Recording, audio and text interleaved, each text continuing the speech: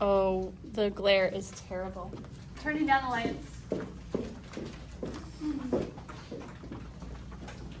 Okay, standard and intercept form. When you look back at your notes from Monday, you will see that each of these are telling a story about the graph, but neither of them tell the vertex story.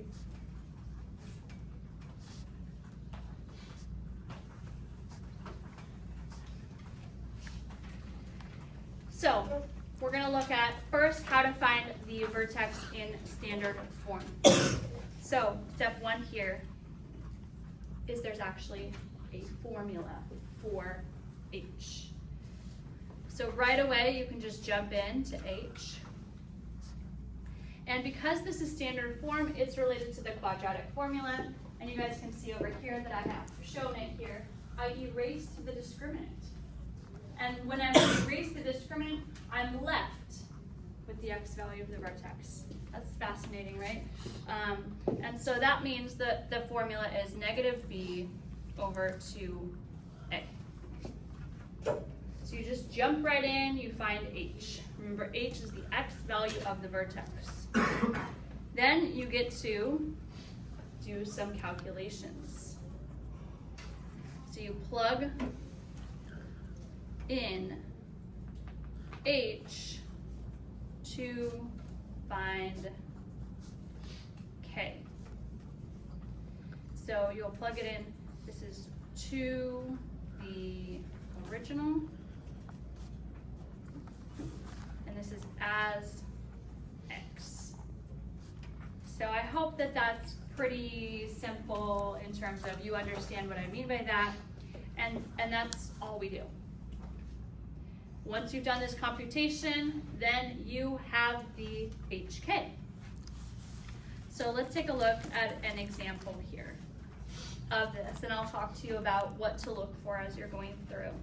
So you've got y equals negative x squared plus 6x minus 8. So when we see this, we know the two things that this function tells us right away. And you're looking or thinking back to what your notes say about the given information in standard form. And in standard form,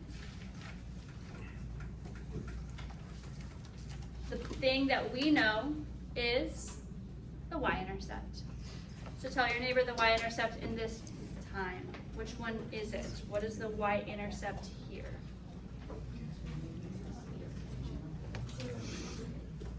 So what we see here is that the y-intercept is 0, negative 8. And then we can also tell the shape because all of the functions show the a value. Talk to your neighbor about the a value shown here. So this is the given or the free info. We know that the a is equal to the number. What is our a value this time? Negative 1.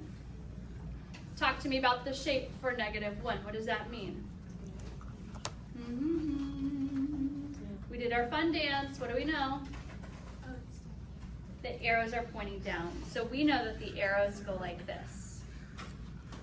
The other thing that we know is the y-intercept is 0, negative 8. So just to confirm, this is what we learned last time. We know this, so now we need to find the vertex. So we're going to use that formula. H is equal to negative b over 2a. So that's going to be negative something over 2 times something. And do the math, plug it in, see if you know what to do, or at least do a little prediction. So what are we going to plug into the numerator? What do we plug into the denominator?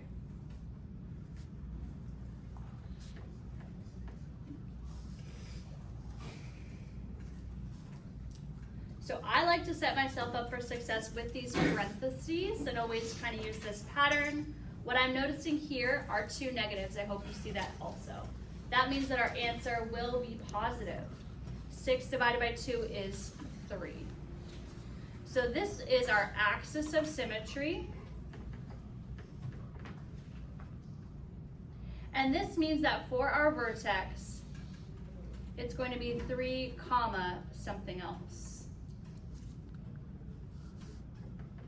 And looking back at our notes, what do we do to find the something else? This is step 2.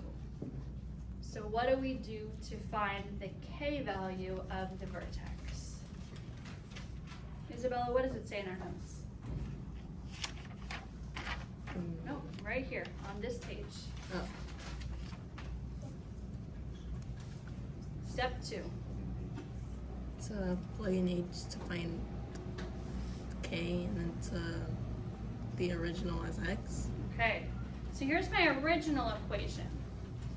So that means that when I write down my next line, I'm going to clearly identify this as K.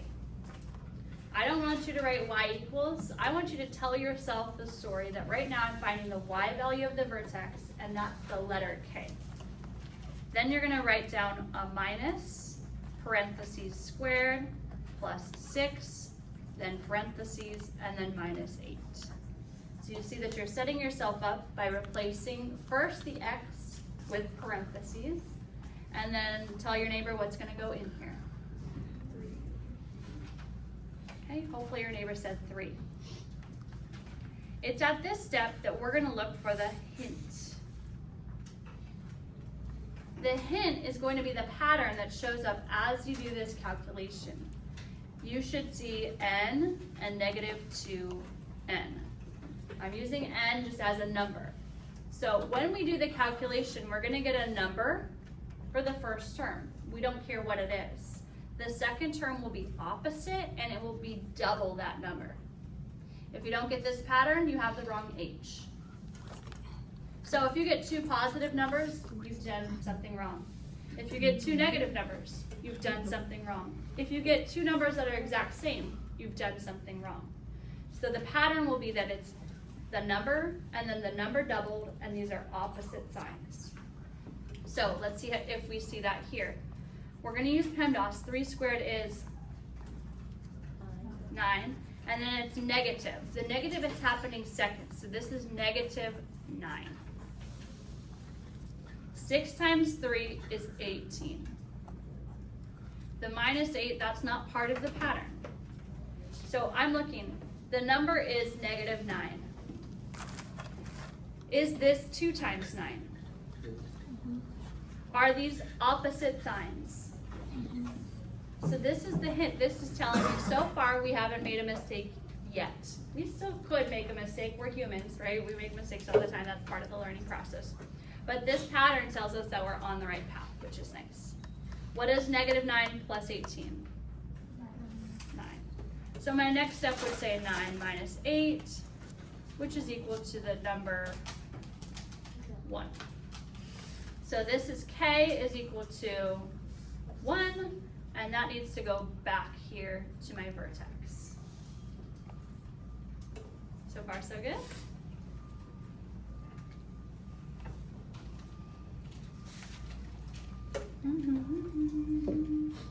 So, to graph. Next time I see you will be Wednesday, November 12th, where we'll be looking at graphing these. So to graph, number 1, plot your vertex. Number 2, we're going to count for A over left 1 and right 1. So in this case, our A value is negative 1.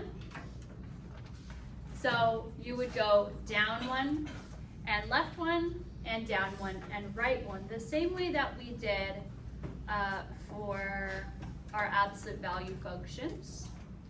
And then number 3, you will plot your y-intercept, 0, C.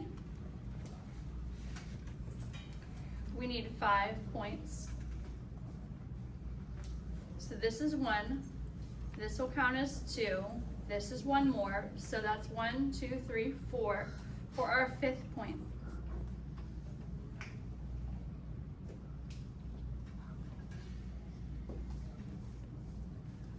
We're going to use the line of symmetry. Oops, my R kind of got jumped into my Y. And the y-intercept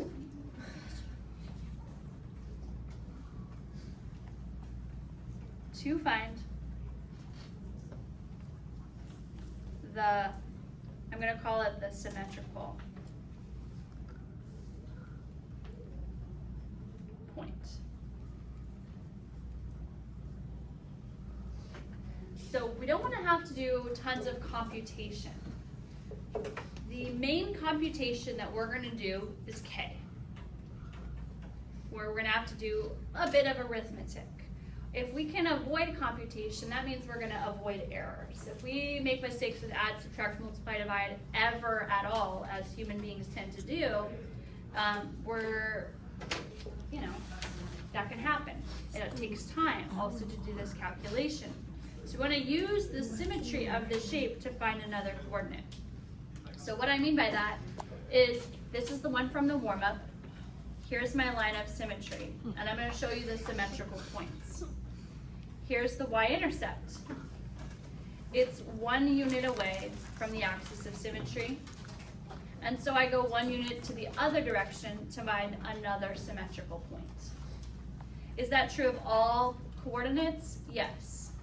Here's an example of a coordinate that is 1, 2, 3 units away on the left. So I would expect exactly 3 units away on the right would be another point that's symmetrical. 1, 2, 3, and we can see that there is a coordinate right there. So this symmetrical point is equal distance from the line of symmetry. Take your time, tell your neighbor, how do we find that symmetrical point? What does that mean? I'm so confused. See, yeah, I don't know what she pulled L and R out of. I don't know what she pulled N to N. That was confusing.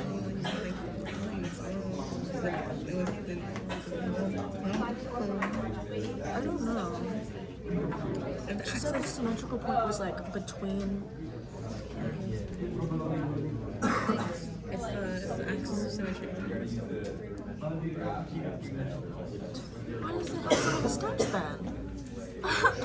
What's there confused? Okay, so to confirm, when we're in standard form, we use a formula to find h. That's the x value of the vertex. We plug that in as the x to get the y value of the vertex. That's the math that we do. We can easily see the y-intercept as 0, c with almost no math at all. If you want to, you could plug in 0. This is standard form.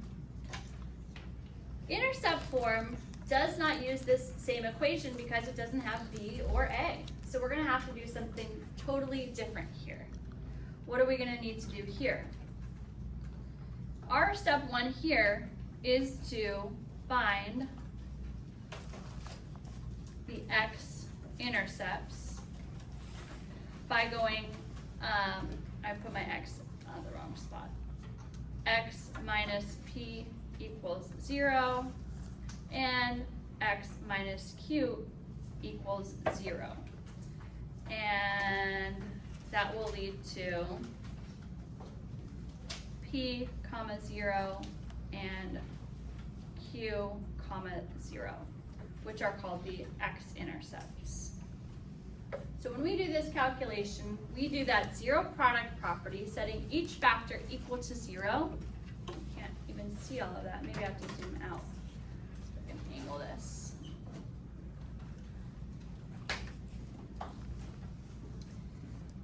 We need to find the x-intercepts with the zero product property. This is step 1.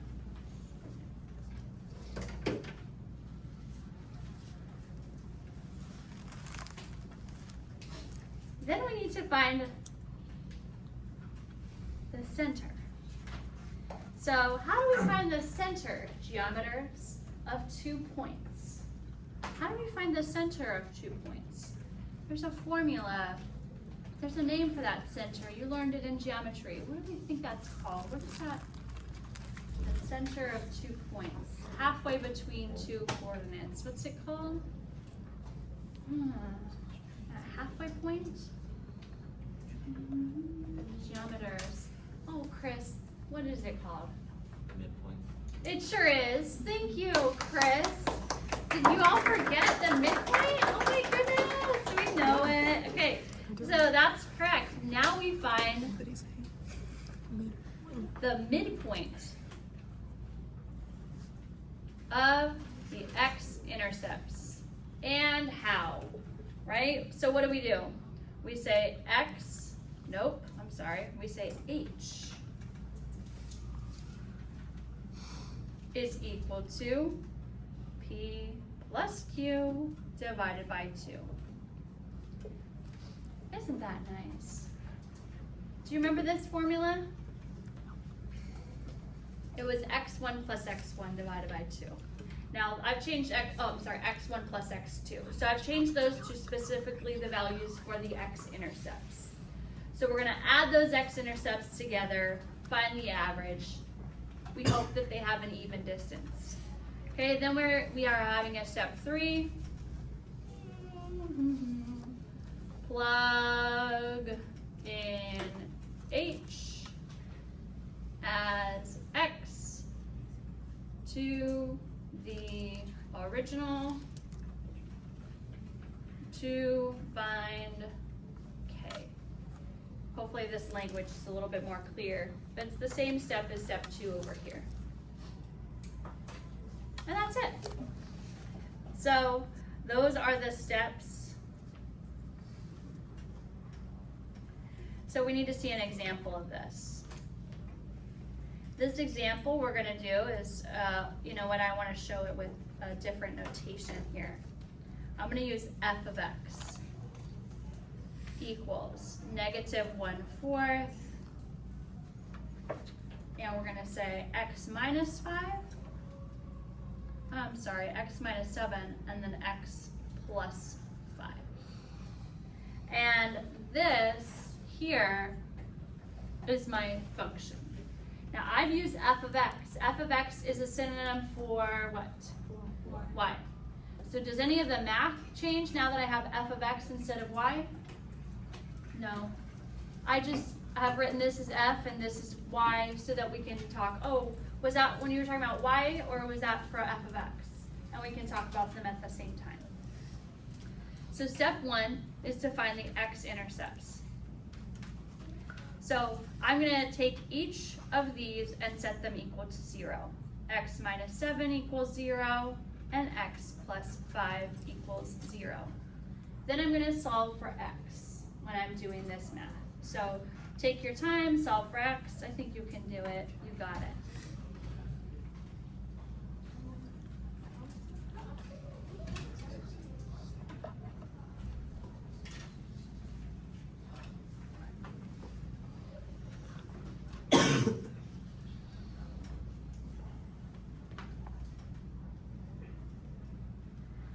Because these represent the coordinates on the x-axis, we'll list them with a 0 in the position of y. So we have found our x-intercepts. Hopefully you got the same answers as me, right? Feeling good about this? How are we doing so far? So I'm going to label this one as P and this one as Q. You could switch the order around whatever you want. So now we're going to do step 2.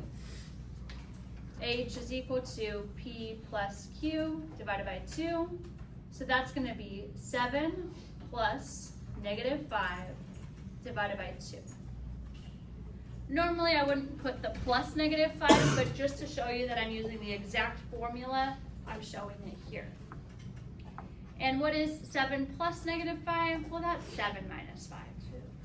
So we're getting 2 divided by 2, which yields the answer 1. So that means that we have x is equal to 1 for the axis of symmetry, and for our vertex, we have the coordinate of 1 in the position of x. Question? Yes, I'm getting towards this edge here, so can we see it better this way? So we have the vertex, the x value is the number 1.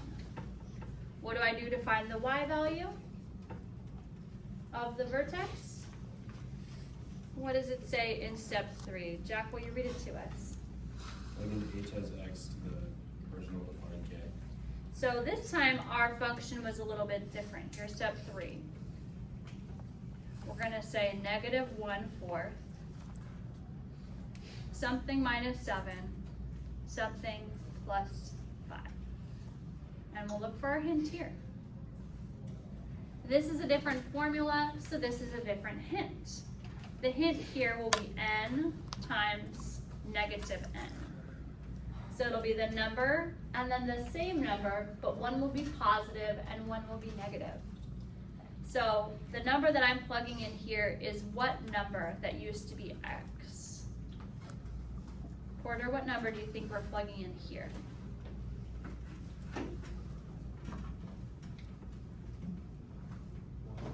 One. Yes, 1. Why are we plugging in 1 here? Tell your neighbor. Good, because it's the h. So I want to show the work here. We've got negative 1/4. Remember that means divide by negative 4. And then we're doing the computations. What is 1 minus 7, class? Negative 6. What is 1 plus 5, class? So here we're seeing the hint show up. Notice how this one's negative and this one's positive. They're the exact same number. The a value is not part of the hint. Just like the c value wasn't the part of the hint on the other one. Do you see the hint showing up here? So this means that we haven't made a mistake yet. I can do the commutative property of multiplication, so I don't have to multiply these two. I'm going to multiply these two first. What is 6 times 6? Good. So this is negative 1/4 times 36. And that has the meaning of 36 divided by negative 4. And this is for my k. I forgot to label this as k.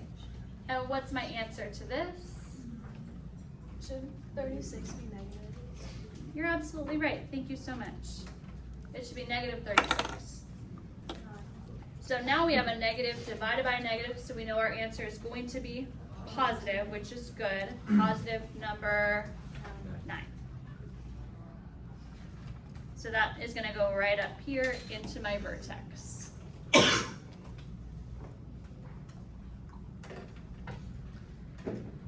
Now the last thing that we need to do to graph on this one is find the y-intercept. So for find y-intercept. Talk to your neighbor about the pattern of the y-intercept. How does the y-intercept work? What do we know about a y-intercept? We haven't done y-intercept in factored form yet. So what do we know about a y-intercept?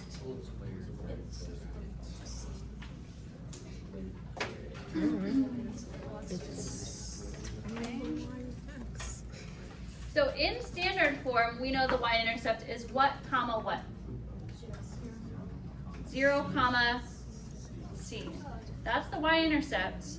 That's standard form. This is intercept form. Is the letter c in here? No. So what about this pattern do you notice? 0 for who? So we're going to use that information. Does a y-intercept always have 0 for x? Yes. By definition, we're not anywhere else along the graph. We're at the 0 coordinate for x.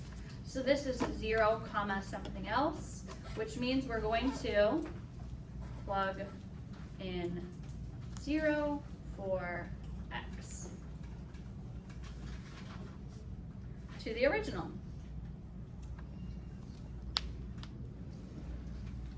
So that math will be pretty silly, right? Because you're gonna do 0 plus and 0 plus, but then you have to multiply. So that's gonna say f of x is equal to negative 1/4, and it's 0 minus 7 and 0 plus 5. We're never gonna write these again, right? We're just gonna do that calculation. We don't, this number just goes away. So we're gonna write negative 1/4, negative 7, positive 5. Again, we have a negative times a negative, and this number is going to be a fraction. What, again, we wanna do is multiply these two together first. And how many is this? 35. So this is going to give us 35 over 4. Because the denominator is 4. Now 35 over 4 is going to be difficult to graph. So we're going to need to use some division. When I take 35, how many times does 35 divide by 4 evenly? Well, 35 can go, nope, 4 can go into 32. How many times does 4 go into 32? 8. So I've got 8, and then I have the remainder. So that was 32. How many more to get to 35? So this is remainder 3. No one writes remainder 3. So that's 8, and the fraction 3 over 4. That's totally fine, but I think a decimal is gonna make us feel really good. 3/4 is how much money? 75 cents. So I'm gonna write this as 8.75. I don't know what I did to my 8. I ruined her, but that's what it is. I think I got excited about my decimal. And to graph the 5th point, because you have 1, 2, 3, 4, you'll do the exact same math to find the 5th point when you graph. Oh, isn't that nice? So that's it for our notes today. We're gonna get started on some breakfast now. Isn't that great? Yeah.